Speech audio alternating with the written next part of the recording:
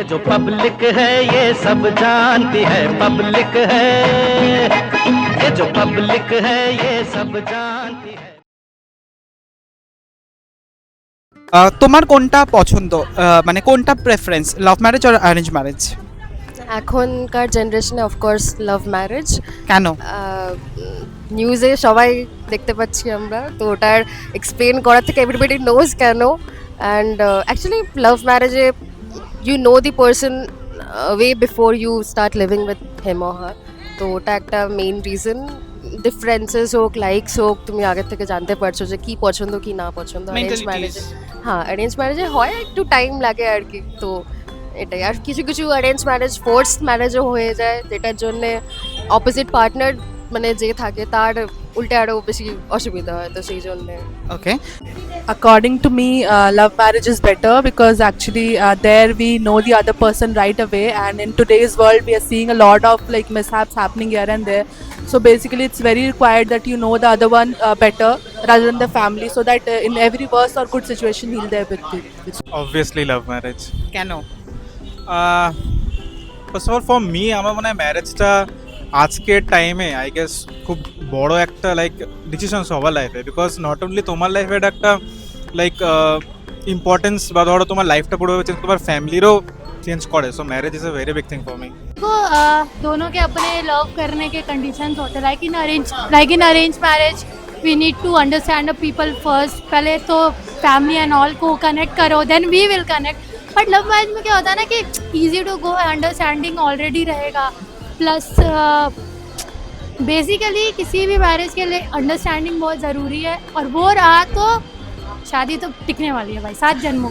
आपको अगर ऑप्शन दिया जाता है आप कौन सा चूज करेंगे, लव या अरेंज? अगर लव तगड़ा हुआ तो ऑब्वियसली लव लड़ लूँगी। হ্যাঁ, একটা লাভ ম্যারেজের বেনিফিট বলো। বেনিফিট অবভিয়াসলি লাভ ম্যারেজের বিগেস্ট প্লাস পয়েন্ট এটাই যে you know the person beforehand. So তোমার লাইফে like you can solve any problems, then তোমাদের একটা আন্ডারস্ট্যান্ডিং অবভিয়াসলি থাকবে। ওই টাইমটা তোমার কাছে হয়তো না ম্যারেজ যাবে না, যে ইউ নিড টু আন্ডারস্ট্যান্ড যে তোমার মেন্টালিটি কী বা তোমার পার্টনারে কী। অ্যান্ড ইউ অলসো তোমার ফ্যামিলিও উড নো যে কেমন একটা মেয়ে তোমার ফ্যামিলিতে আসছে। সো তোমার ফ্যামিলি কোপ আপ করতে লাইক খুব ইজি হবে। As you said that love marriage is better, but अगर आपको arranged marriage होता है, so what will be your thought regarding कर that? लूँ। You're okay. So Marriage is okay, but preferably love marriage. If not possible, then arrange is fine. okay. So one advantage of love marriage का एक फायदा तो जरूर बताइए आप। You can face every worst situation with that person. You know, they know you, your worst situations.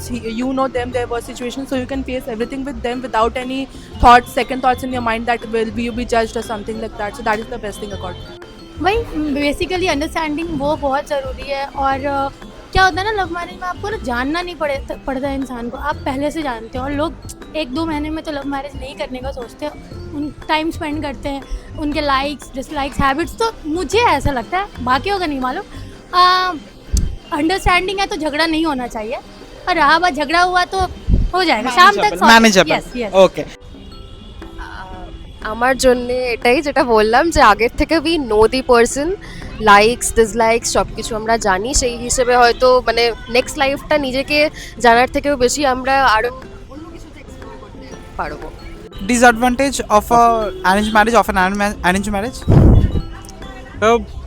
It differs from person to person, but তুমি যদি personally আমাকে জিজ্ঞেস করো, আমার মনে হয় if I get arrange marriage যদি হয়, আমার মনে হয় এটা আমি ডিসঅ্যাডভান্টেজ বলবো না, বাট দেন আমার একটা ডাউট থাকতে পারে যে I don't know how is she, because আমি খুব একটা টাইম পাবো না তাকে জানার জন্য। তো আমার জন্য ফ্যামিলি অবভিয়াসলি আগে। আমি অ্যাজ আ অ্যারেঞ্জ ম্যারেজ আছি মানে I am prioritising my family. You just want to say that you may not get along with her. Current situation ja for that surely I'm not sure je how is she. One disadvantage of arranged marriage? शायद ये पापा video देख पाए, लेकिन वो ना ही देखे तो अच्छा है। डिसएडवांटेजेस तो नहीं है, बट एक ही चीज़ है कि थोड़ा टाइम टेकिंग है। लाइक मेरी मम्मी बोलती है कि अरेंज मैरिज बहुत beautiful समझने होता में, है। जानने में टाइम Exactly, लगता थोड़ा है। टाइम लगता है, अंडरस्टैंडिंग होते होते तक बच्चे हो जाते हैं, एंड देन भी हम समझ ही रहे होते हैं। तो बेसिकली अच्छा है, बट सबके कुछ ना कुछ मेरिट डिमेरिट्स होते हैं। Yeah, it depends. Disadvantage of arranged marriage is the same thing. Like you don't know the person in front of you, how will he react in such certain situations, and then you need to just change yourself according to him. and that is not fine according to me if you have to change yourself for somebody else.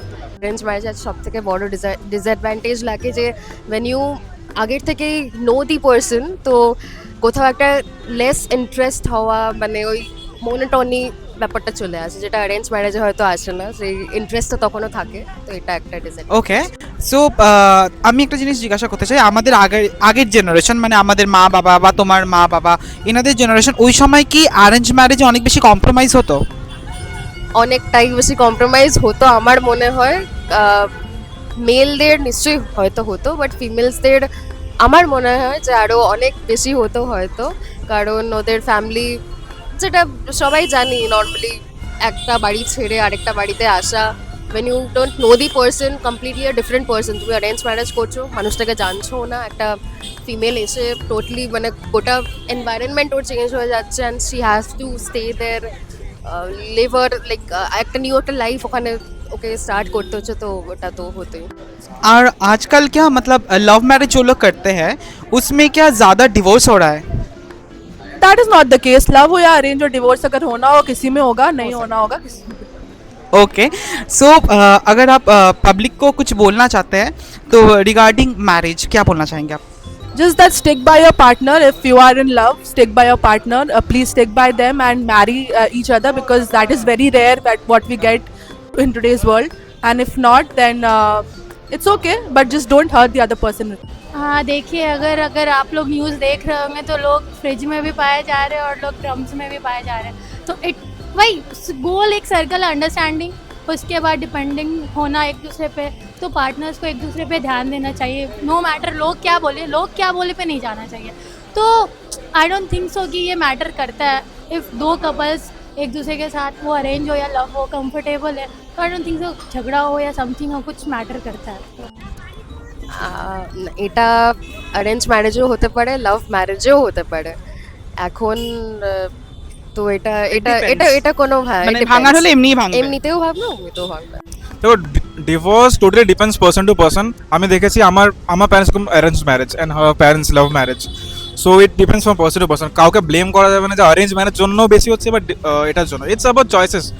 ভাঙার হলে ভাঙবে, about choice. হ্যাঁ, ভাঙার হলে আমাদের আগের জেনারেশনটা যে বেশিরভাগ অ্যারেঞ্জ ম্যারেজ করতো, তো সেখানে মনে হতো যে অ্যারেঞ্জ ম্যারেজে বেশি কম্প্রোমাইজ চলে। দেখো, আমি বলবো আমাদের বাবা মার টাইমে ইট ওয়াজ মোর অফ অল যে আমাদের ফ্যামিলি এগোতে হবে, বাট এখন আমরা লাভ ম্যারেজ সাইড করলে একটা পার্সন কম্প্যানিয়নশিপ খোঁজে। সো হ্যাঁ, কম্প্রোমাইজ বলতে পারো, বাট ইটস অল অ্যাবাউট যে তখন থিঙ্কিং প্রসেস, এখন থিঙ্কিং প্রসেস আলাদা।